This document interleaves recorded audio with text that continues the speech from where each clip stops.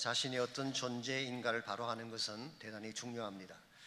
그것을 알아야 자신의 존재에 합당한 삶을 살 수 있기 때문입니다. 자신을 저급하고 보잘것없는 존재로 여기는 사람은 땅에 떨어진 부스러기나 주워 먹으며 비전 없이 무의도식하며 살 것입니다.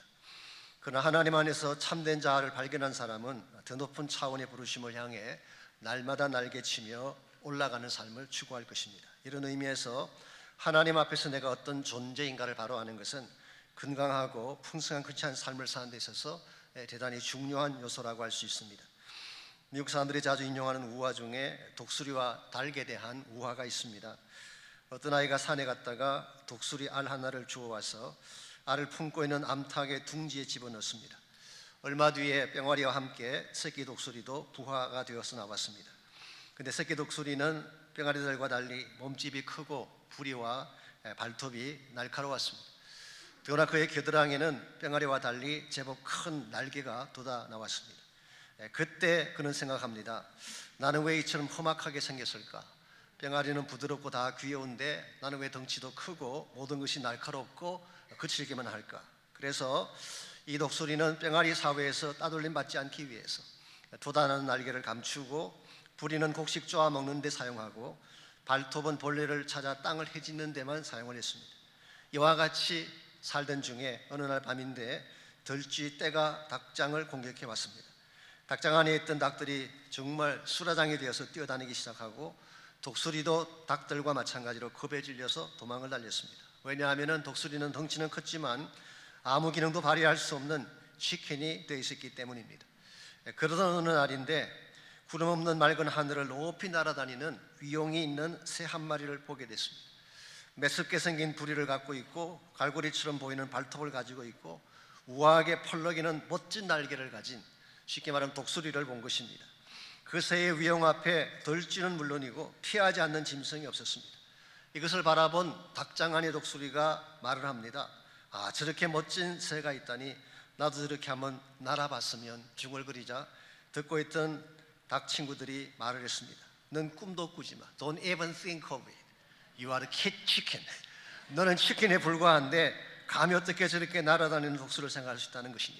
그래서 결국 그 독수리는 그 좋은 부리와 날개를 갖고 있으면서도 일평생 땅을 파고 벌레만 잡아먹는 그런 존재로 살았다는 스토리입니다. 여러분, 아무리 좋은 부리를 갖고 있고 좋은 날개를 가지고 있으면 뭐 하겠습니까? 마음 중심에 치킨 하트를 갖고 있으면 일평생 치킨으로 사는 것입니다. 그러나 만일 자신이 독수리라는 사실을 알고 자신에게 주어진 날개를 하늘을 향해 펼치기만 한다면 그는 얼마든지 높이 날 수가 있고 영광 가운데 독수리처럼 살게 될 것입니다. 오늘 크리스찬 삶도 마찬가지입니다. 우리 마음 중심에 치킨 하트를 갖고 있느냐, 이글 하트를 갖고 있느냐에 따라서 우리 삶의 방향도 달라지게 되고 삶의 열매가 달라질 것입니다. 아무리 좋은 조건과 능력을 소유했다고 할지라도 치킨 하트를 가진 사람은 항상 좁은 닭장 안에서 유치한 닭 싸움이나 하다가 일평생을 보낼 것입니다. 그러나 독수리의 하트를 가진 사람은 그 좁은 우리를 벗어나서 더 높은 비전을 향해 비상하게 될 것입니다. 여러분은 이 둘 중에 어떤 모습으로 살기를 원하십니까? 항상 닭장 안에 닫혀있는 닭처럼 땅만 파며 닭싸움만 하면서 일평생을 보내기를 원하십니까? 아니면은 하늘을 향해 비상하고 정말 높은 창공에 있는 진정한 비전을 향해 살아가기를 원하십니까?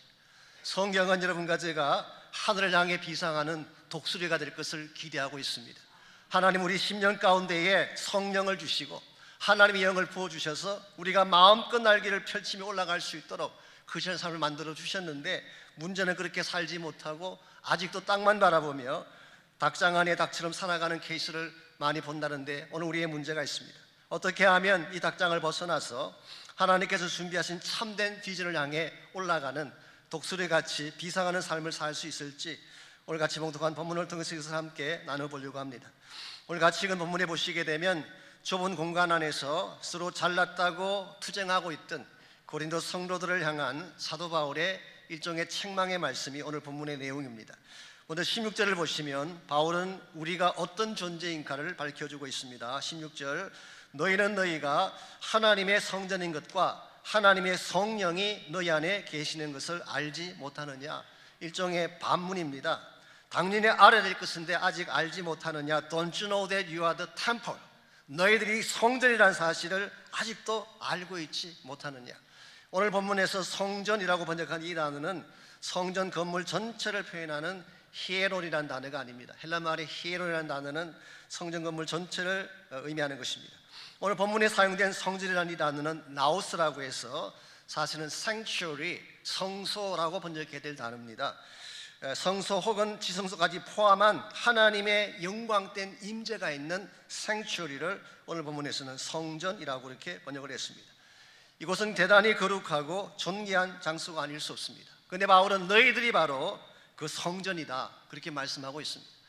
일반적으로 구약 성경에서는 성전이라고 하면 그것이 성소가 되건 지성소가 되건 건물을 지칭할 때가 많았습니다. 빌딩을 성전이라고 불렀죠. 그러나 신약으로 오게 되면 사람 내지는 사람의 몸을 성전으로 비유하는 예들을 많이 찾아볼 수가 있습니다.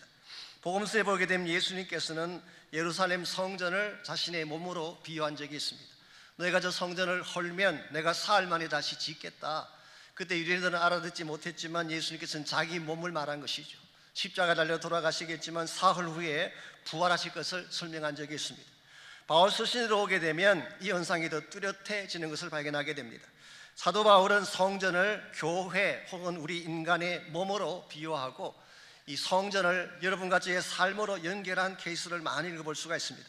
오늘 본문도 그 대표적인 예라고 할 수가 있겠죠. 16절을 다시 보시면은 너희는 너희가 하나님의 성전인 것을 알지 못하느냐. 여기서 너희라고 번역한 이 단어는 사실은 고린도 교회 성도들을 지칭하기도 하고 고린도 교회를 지칭한다고 보는 것이 옳습니다. 왜냐하면 여기 너희라는 이 단어가 단수가 아니고 복수를 뜻하고 있기 때문에 일반적으로 이 성전을 우리 몸으로 비유를 하고 우리 피지컬 바디죠. 건강관리를 잘해야 된다, 몸을 잘 관리하는 것이 성전 관리다 그렇게 말씀할 때 오늘 본문을 인용하는 예들을 보게 되는데요. 사실 오늘 본문은 거기에 대한 케이스는 아닙니다. 만일 우리 몸을 가지고 우리의 피지컬 바디를 가지고 성전을 설명하기를 원한다면 오늘 본문보다는 고린도전서 6장 19절을 인용하는 것이 훨씬 더 옳습니다. 거기에 나오는 성전은 우리 몸을 말합니다. 우리의 몸을 말하는 것이고 오늘 본문에 나오는 성전은 좀 더 포괄적 개념을 가지고 있는 교회를 의미하기도 하고 교회 공동체를 의미하기도 하고 범위를 좀 좁힌다고 하더라도 크리스천 삶 자체를 말하는 것이지 우리의 몸만 지칭하는 것은 아닙니다. 쉽게 표현하면 하나님의 성령이 계시는 곳이면 그곳이 바로 성전이다 그런 뜻입니다. 근데 교회가 성전인 이유가 뭘까요? 하나님의 교회 안에 성령께서 임하시면 우리의 모임이 성전이 되는 것입니다. 저에게는 양무리 모임이라는 모임이 있는데요. 어떤 분들은 이 모임을 인간적인 모임인 줄 알고 세상 동아리처럼 생각을 해서 회장 뽑고 반장 뽑고 민주주의 운운하고 하는 분들이 계시는데 그것은 양무리를 잘못 이해하신 것입니다. 양무리 모임 가운데에 성령께서 임하시면 그 양무리 모임이 성전이 되는 것입니다. 여러분의 가정이 시시해 보이지만 여러분 가정 한가운데 성령께서 임하시면 가정이 성전이 돼요. 여러분의 사업장이나 가게가 하나님의 영께서 함께 하시면 그곳이 바로 성전이 되는 것. 심지어 우리 개인의 삶 가운데에 성령께서 계시면 우리 한 사람 한 사람이 걸어다니는 성전이 되는 것입니다. 오늘 본문이 말하고 있는 성전은 그런 컨셉이에요. 여러분 한 분 한 분이 여러분의 삶 자체가 워킹 템플, 걷고 있는, 걸어다니고 있는 성전이다. 이와 같이 하나님은 우리 크리스찬 삶의 모든 영역이 성전이 되어서 하나님의 영광 돌리기를 소원하고 계시는데 실제 우리 삶의 현실은 어떤가요?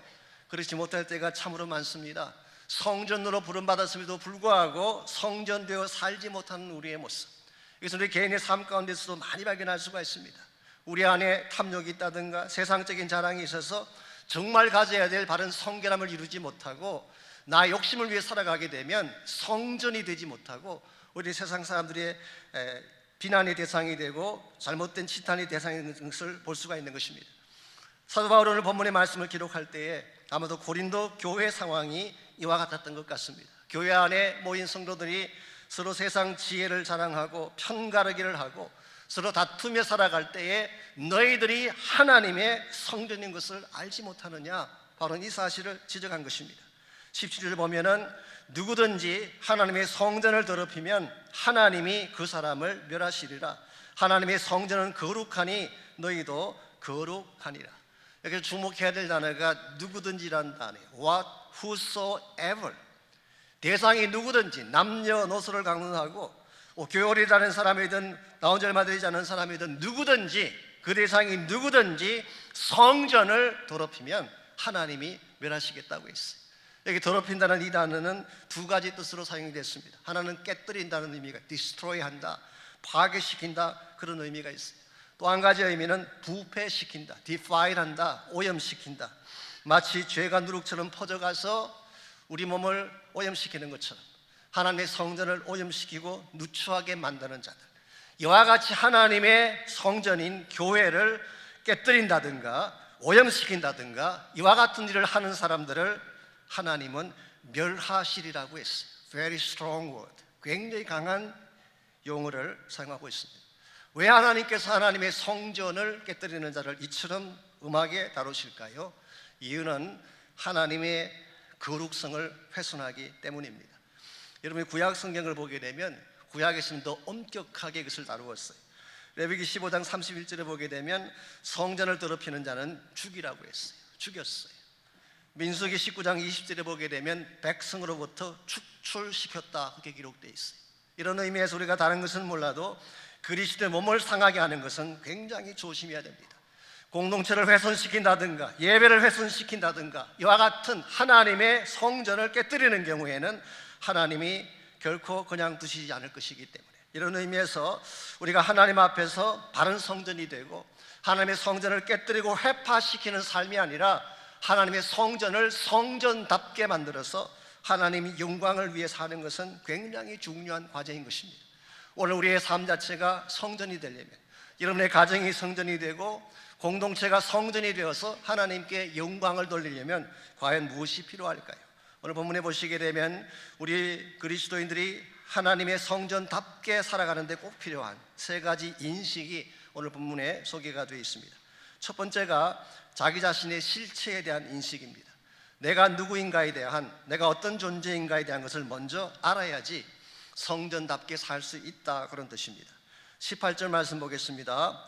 아무도 자신을 속이지 말라. 너희 중에 누구든지 이 세상에서 지혜 있는 줄로 생각하거든 어리석은 자가 되라. 그리하여야 지혜로운 자가 되리라. 여기서 자신을 속이지 말라는 것이 무슨 뜻일까요? 오늘 본문 18절을 다 읽어보게 되면 자신을 바로 알라 그런 뜻입니다. 스스로 된 줄로 착각하지 말고 자신의 실체를 바로 보라 그런 뜻입니다. 그렇기 때문에 너희 중에 누구든지 이 세상에서 지혜 있는 줄로 생각하거든 그랬어요. 본문을 좀 자세히 보셔야 됩니다. 실제로 지혜가 있다 그런 뜻이 아니라 You think you are wise. 실제로는 wise하지가 않는데 실제로는 지혜롭지 않을 수가 있는데 본인 스스로 You think you are wise. 스스로 착각한 것입니다. 본인 스스로 난 잘났다 그렇게 착각한 케이스. 흔히 보게 되면 본인이 날카롭고 분석력이 뛰어나서 누구를 비판하고 이런저런 이야기를 한다고 생각하는 분이 계시는데요. 좀 미안한 말씀이지만 사실은 다른 사람도 다 알거든요. 그 정도 다 판단할 수 있거든요. 알고도 덕을 세우기 위해 기도하며 기다리고 있는 것뿐인데 본인만 잘난 줄 알고 가똑똑이처럼 함부로 말하며 대드는 사람들, 이런 자들을 하나님은 다루시겠다는 뜻이. 어떻게 다루실까요? 19절 보겠습니다. 이 세상 지혜는 하나님께 어리석은 것이니 기록된 바 하나님은 지혜 있는 자들로 하여금 자기 꾀에 빠지게 하시느니라 했어요. 이 말씀은 욥기 5장 13절을 인용한 것입니다. 제가 알기로 신약 성경 가운데서 욥기를 인용한 것은 오늘 본문이 유일한 케이스입니다. 오늘 본문에만 유일하게 욥기서가 인용됐는데요. 욥기서 5장 13절을 인용해서 지혜 있는 자들로 하여금 자기 꾀에 빠지게 하시는 하나님. 즉 똑똑하다고 하는 사람들, 이런 사람들은 자기 꾀에 걸려 넘어지게 하신다 그런 뜻이에요. 에스더서에 보게 되면 좋은 예가 나옵니다. 하만이라고 하는 사람이 나오죠. 이 하만은 모든 잔머리를 다 굴려서 모르드게를 달려고 짱대를 만들었는데 본인이 심혈을 기울여서 모든 잔머리를 다 동원해서 만든 그 짱대에 누가 달리게 되나요? 본인이 달리게 됐습니다. 이게 자기 스스로 자기 꾀에 걸려 넘어진 케이스. 최근에 한국 사회에서 어떤 독특한 방송인 한 사람이 어느 지역에서 강연을 하는데 한 번 강연하는데 뭐 1,500만 원인가 1,600만 원인가 이렇게 받으려고 하다가 구설수요런 그런 기사를 보았습니다. 여러분께서도 보신 줄 압니다. 뭐 그런 기사야 많이 나는 것이니까 뭐 그렇다고 할 수 있는데요. 여기까지는 어떤 면에서는 뭐 있을 수 있는 일 같이 느껴지는데, 그 이후에 나왔던 발언 때문에 오히려 문제가 된 것을 제가 보았습니다. 이런 발언이 나왔어요. 일반 연예인들도 그 정도는 받는데 나 정도 되는 강사가 그 정도 받는 게 뭐 잘못된 거냐, 이런 반응이 나왔더니 어떤 분이 글을 올렸어요. 당신이 옛날에 했던 말이 기억나냐고. 이분이 과거에 이런 말을 한 적이 있습니다. 목수가 두드리는 망치나 대법관이 두드리는 망치나 가치가 같다, 그런 말을 했어요. 아주 일률적인 사회주의, 평등주의를 표방한 것입니다. 목수가 두드리는 망치의 가치하고 대법관이 법원에서 두드리는 망치가 똑같다, 이렇게 말을 한 적이 있었어요. 그래서 그 댓글에 뭐라고 달았냐고 하면, 왜 이걸 당신에게는 적용하지 않느냐, 당신이 하는 강연이나 이름 없는 무명인이 하는 강연이나 똑같은 대가를 받아야지, 왜 당신은 1,500만 원을 받아가지고 무명인 강사들은 아무것도 받지 못해야 되느냐. 그리고 본인이 똑똑해서 걸려 넘어지는 거예요. 너무 똑똑했기 때문에 자기 꾀에 자기 스스로가 걸려 넘어지게 되는 케이스. 일반적으로 보게 되면 본인을 어리석다고 생각하는 사람은 이런 꾀에 넘어가지 않습니다. 본인이 똑똑한 줄 아는 사람, 잘난 줄 아는 사람일수록 이와 같은 케이스에 당하는 것을 보게 되죠. 이런 의미에서 우리 하나님 앞에서 잔머리를 굴리는 것, 하나님 앞에서 똑똑한 척하는 것은 굉장히 어리석은 태도입니다. 하나님 어떤 자를 좋아하는지 아세요? 겸손한 자를 좋아합니다. 나는 부족합니다, 나는 모자랍니다, 그래서 하나님의 은혜가 필요합니다, 이렇게 말하는 자를 하나님이 기뻐하시지, 잘난 줄 알고 간 줄 아는 사람 하나님 은혜 받을 수가 없어요. 에베소서 2장 20절에 보게 되면 사도 바울이 교회를 설명할 때 이런 설명했습니다. 너희도 성령 안에서 하나님이 거하실 처소가 되기 위하여 그리스도 예수 안에서 함께 지어져 가느니라. 이 말은 미완성이다, 그런 뜻이에요. 우리가 예수님 믿고 성령이 우리 안에 오시게 되면 하루아침에 성자가 될까요? 안 됩니다. 오랜 시간이 필요해요. 그래서 항상 내 자신의 부족함을 인정하고 날마다 자신을 저복종시킬 때 한 단계 한 단계 하나님의 거하실 처소인 성전이 되는 것이지, 그냥 본인이 잘난 줄 알고 뛰게 되면 문제가 생기는 것입니다. 이런 면에서 우리가 정말 바르게 살려면 우리 모두는 미완성 작품이다. 다른 말로 말하면 우리 모두는 공사 중이다. 아직 공사가 끝나지 않았어요. 이 사실을 인정해야지 서로를 세워줄 수가 있습니다. 솔직히 교회 다니는 분들 가운데에 완성 작품이 있나요? 완벽한 사역자나 완벽한 일꾼이 계신가요? 아무도 없어요. 너나 할 것 없이 다 부족한 것입니다. 모든 사람에게 다 허물이 있는 것입니다. 그때 우리가 어떤 태도를 가져야 바른 태도일까요? 그 허물을 채워주고 도와주어야지 공동체가 서게 되는 것이지, 자기가 잘난 줄 알고 자기만 외치게 되면 이건 잘난 것이 아닙니다. 오늘 본문에 의하면 참으로 하나님 앞에 시급한 거예요. 어리석은 거예요. 하나님은 이러한 자들을 용납하지 않으신다고 경고하고 계시고, 정말 우리가 바른 공동체를 세우고 하나님의 성전을 성전되게 하려면 내가 누구인지를 바로 알고 하나님의 은혜를 구하는 자가 될 때에, 무릎 꿇고 하나님 앞에 기도하는 자가 될 때에 하나님이 우리를 세워주셔서 하나님 영광이 되게 하시는 것입니다. 이런 면에서 우리가 성전을 성전되게 하려면 1차적으로는 내가 얼마나 부족한 존재인가를 인식하는 것입니다.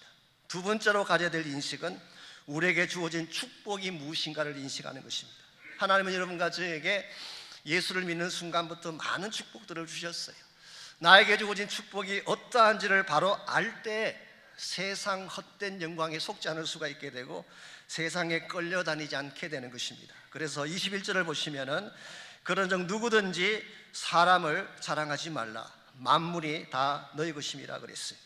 조금 표현이 어려운 구절 중에 하나인데요, 사람을 자랑하지 말라고 했는데 이걸 좀 풀어 설명하면 이런 뜻입니다. 세상에서 잘 나간다는 사람 아는 것을 자랑하지 말라, 그런 뜻이에요. 가끔 보게 되면 유명 인사의 명함 파워스 다니면서 나 이런 사람이야, 이런 사람이 내 친구야, 동창이야, 그렇게 말하는 분들 계시잖아요. 그거 하지 말라는 뜻이에요. 리빙 바이블을 보게 되면 오늘 본문이 훨씬 더 이해하기 쉽도록 그렇게 번역이 되어 있습니다. Don't be proud of following the wise men of this world. 이 세상에 똑똑하다는 사람, 뛰어나는 사람 따라다니는 것을 자랑하지 말아라. 왜냐하면은 For God has given you already everything you need. 너가 원하는 모든 것, 너가 필요로 하는 모든 것을 하나님이 이미 다 주셨기 때문이다. 여러분과 제가 예수를 믿는 순간 하나님 우리에게 필요한 모든 걸 이미 다 주셨어요. 세상은 갖지 못했지만 우리만 가지고 있는 독특한 축복들이 얼마나 많은지 이 사실을 여러분이 인식을 할 때에 세상 끝 바라보며 부러워하지 않는다는 것입니다. 22절을 보세요. 하나님이 여러분과 저에게 주신 축복이 실제로 어떤 것인지 22절 바울이나 아볼로나 게바나 세계나 생명이나 사망이나 지금 것이나 장래 것이나 다 너희 것이라고 했어요. 여기 바울, 아볼로, 게바 이 세 인물은 그 당시로 말하자면 소위 말하는 거물급 크리스찬 사역자들이에요. 오늘날의 유명 목사님들하고는 비교도 안 돼요. 초대교회를 일으키고 사역했던 아주 대표적인 거물급 사역자들, 이 사람들을 하나님이 너희들을 위해 주셨대요. 많은 분들이 반대로 생각합니다. 바울을 위해 교회가 있는 것이 아니고 교회를 위해 바울을 주신 거예요. 오늘 본문은 그걸 말하는 것입니다. 아무리 위대하다고는 사람들, 위대한 리소스 퍼슨도 다 하나님이 너희들을 위해 주셨다. 뿐만 아니라 세계나 생명이나 사망이나 지금 것이나 장래 것까지도 다 너희들을 위해 준비해 주셨다. 창세기를 보시게 되면 하나님이 우리를 창조하실 때에 세상의 아름다운 걸 다 준비하신 후에 여러분과 저희 인간을 창조해 주셨어요. 그래서 인간이 창조되게 되면 먹을 것, 마실 것, 아름다운 경치, 아름다운 산, 공기 다 준비하시고 마치 어머니께서 진수성찬을 다 마련하신 후에 아들을 초청해서 밥을 먹이는 것처럼 이게 하나님께서 온 세상을 우리를 위해 준비하셨다는 뜻이에요. 심지어 생사에 대한 모든 것까지도 사느냐 죽느냐에 대한 모든 것들도 하나님이 준비해 주셨고 현재 일어나는 일들, things present, 현재 일어나는 일들, 장래에 일어날 일들, things to come, 미래에 일어날 모든 일까지도 하나님이 다 우리를 위해 준비해 주셨기 때문에 너희들은 걱정할 필요가 없다, 그런 뜻이에요. 오늘 우리에게 주어진 이 축복이 얼마나 위대한지를 여러분이 바로 아시게 된다면 세상 사람들이 가진 것 가지고 부러워할 필요 없고 심지어 세상 사람들이 아무리 큰 것을 가져도 그 앞에 설 때에 쫄 이유가 없다는 뜻이에요. 가끔 우리도 모르는 사이에 좀 돈 많은 분들이나 가진 분들 앞에 서게 되면 조금 마음이 쫄 때가 있는데 오늘 성경은 말합니다. 쫄 필요 없다. 너희들은 그들보다 훨씬 더 많은 걸 가지고 있다. 그리스도 안에서 얼마나 큰 축복을 소유하고 있는데 왜 너희들이 부러워하고 세상 따라가려고 하느냐, 그런 뜻이에요. 사실 하나님은 여러분과 저에게 예수님을 영접하는 순간 자녀됨의 특권을 주셨어요. 요한복음 1장 12절에 보게 되면 영접하는 자 곧 그 이름을 믿는 자들에게는 하나님의 자녀가 되는 권세를 주셨다고 했어요. 권세, authority. 그러므로 여러분과 저에게는 하나님의 아들로서 권세를 가지고 있는 것입니다. 기도하기만 하면, 구하기만 하면 하나님이 다 주시려고 준비해 주셨어요.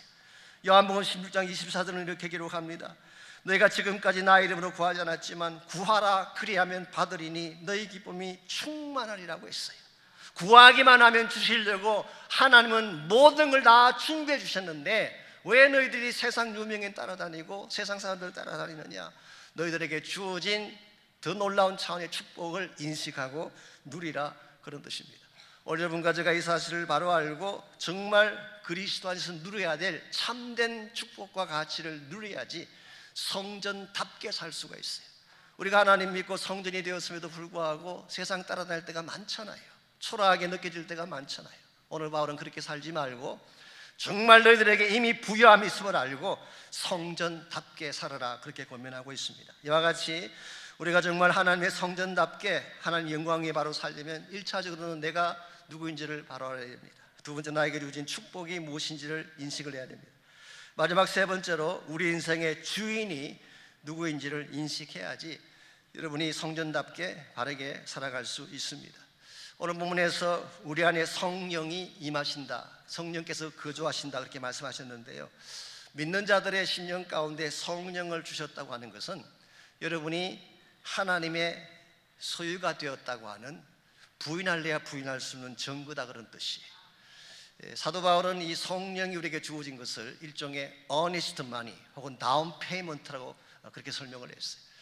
전체를 다 주지 않았지만 성령을 주심으로 장차 너희들이 받게 될 영원한 구원과 하늘나라에 대한 유산이 어떤 것인지를 미리 주신 거예요. 그래서 다운 페이먼트 혹은 여기서는 earnest money 그렇게 부릅니다.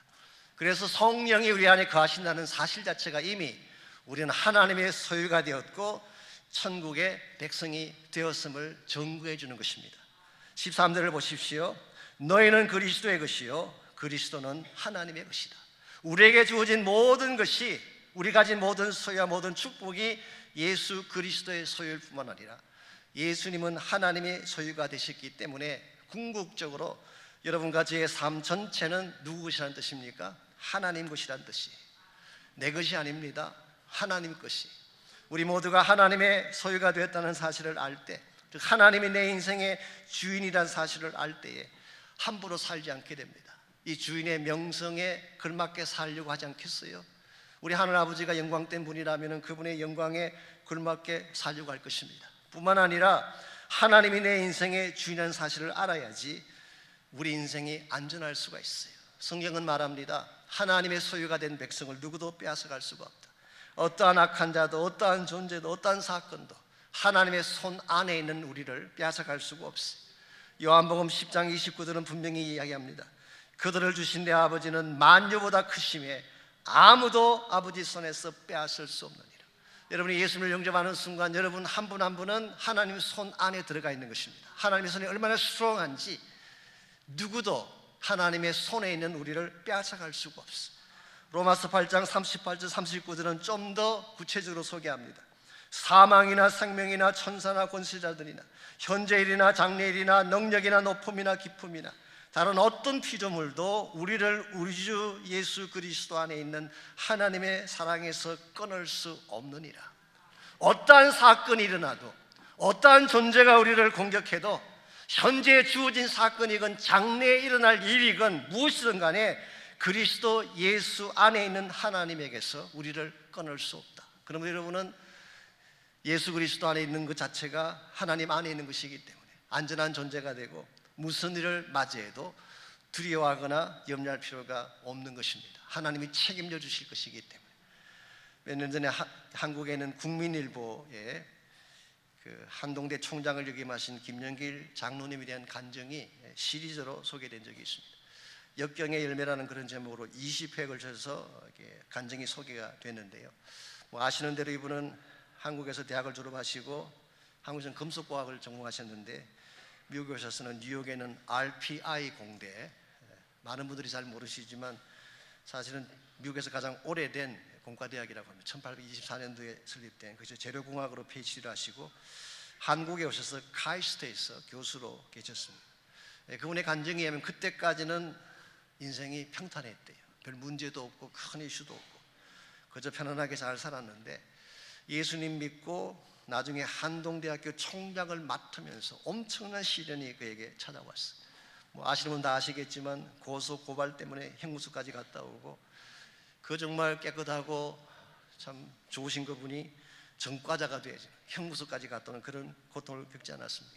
그랬는데 이분이 마지막 회인 20회를 그 간증을 쓸 때에 본인이 췌장암에 걸린 그 사실을 거기 밝혔어요.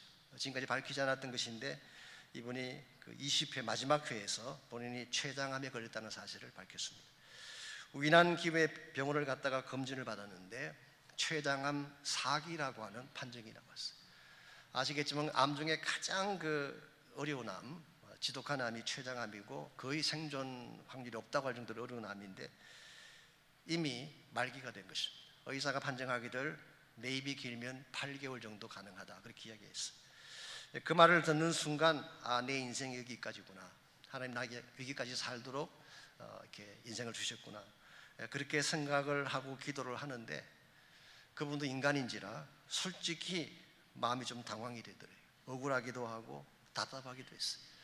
정말 하나님 때문에 그렇게 열심히 고난 겪으면서 살아왔는데 이렇게 인생을 끝내야 된다는 사실 앞에 좀 억울하고 답답한 마음을 가졌다고 합니다. 그런데 바로 그 시점에 어떤 성도님 한 분이 메일을 보내주셨는데 그 메일에 성경 구절 하나가 소개되어 있었습니다. 시편 118편 17절 말씀이에요. 어떤 내용일까요? 내가 죽지 않고 살아서 여호와께서 하시는 일을 선포하리로다. 본인은 죽는다고 생각했는데 죽으면 하나님께 가야 되지 그렇게 생각했는데 하나님은 살릴 수도 있다는 사실을 보여주신 거예요. 내가 죽으면 죽겠지만 또 하나님 앞에 가면 가는 것이지만 하나님이 나를 살릴 수도 있구나. 그리고 만약 하나님이 나를 살게 하신다면 내가 해야 될 한 가지 있다. 그게 뭐냐? 여호와께서 하신 일을 선포하며 사는 것이다. 그래서 이 작정을 하고 기도가 시작이 됐습니다. 한동대 교수님들도 많이 기도에 동참해 주시고 갈대상자 후원자들도 중보기도에 함께 해 주시고 본인도 기도하는 가운데 27차례에 걸친 항암 치료를 받았어요. 굉장히 어렵죠. 그러나 이분이 27차에 걸친 항암 치료를 받으면서도 한 주도 빠지지 않고 주일 성수를 하고 하나님께 나가서 신실하게 예배를 드렸습니다. 이렇게 하기를 한 5개월을 지속했는데요, 5개월 후에 병원에 가서 진찰을 받았는데 암세포가 다 사라졌어요. 한 개도 없다는 것입니다. 이게 2017년도에 일어난 일이고 유튜브에서 직접 제가 보았어요. 빠졌던 머리도 다시 다 나고 그리고 암세포도 다 없어지게 돼요. 여러분, 기적은 멀리 있는 것이 아닙니다. 하나님 안에 있는 것입니다. 하나님께서 하시는 일은 다 기적이에요. 우리가 알지 못하는 것뿐이지 우리는 우리 인간의 한계를 부여잡고 절망하고 내 앞에 찾아온 고통 때문에 힘들어하고 눈물을 지을지 모르지만 하나님은 지금도 기적을 행하시는 줄 믿습니다. 나에게 주어진 삶만 바라보는 것이 아니라 내 안에 행하시는 하나님이 얼마나 능력의 하나님이신지, 나를 살게 하시고 나를 달리게 하시고 나에게 새로운 꿈을 주셔서 하나님 영광을 위해 살게 하시는 하나님, 여러분과 제가 이 사실을 봐도 알고 이 하나님에게 나의 삶의 주권을 맡겨서 그분을 향해 나아가게 되면 여러분, 한 분 한 분의 인생은 하나님을 영화롭게 하는 성전이 되고 하나님의 영광을 위해 남은 생에 살 수 있게 되는 것입니다. 이런 의미에서 우리에게 주어진 환경이나 주권이 중요한 것이 아니라 내 삶의 중심에 누가 계신자가 중요해요.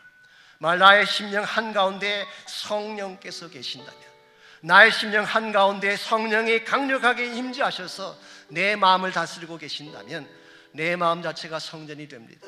나의 삶 자체가 성전이 되고 이와 같은 삶으로 구성된 우리의 가정이 성전이 되는 것입니다. 이 시간 여러분이 기도하실 때에 나의 이 메마른 삶의 터전 가운데에 성전됨의 축복을 달라고 기도하세요.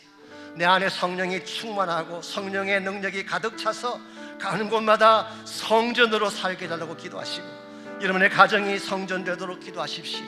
저희 교회 양무리가 하나님의 성령의 전이 되어서 거룩함과 사랑과 아름다움의 열매가 있는 양무리가 될 수 있도록 기도해 주시기 바랍니다. 저희 교회가 하나님의 영으로 가득 차서 참된 성전 되어서 주의 나라를 이루고 하나님의 복음을 위해 하나님의 나라를 선포하며 달려가는 교회가 될 수 있도록 우리 한번 이 시간에 다 같이 합심해서 한 목소리로 함께 기도하겠습니다.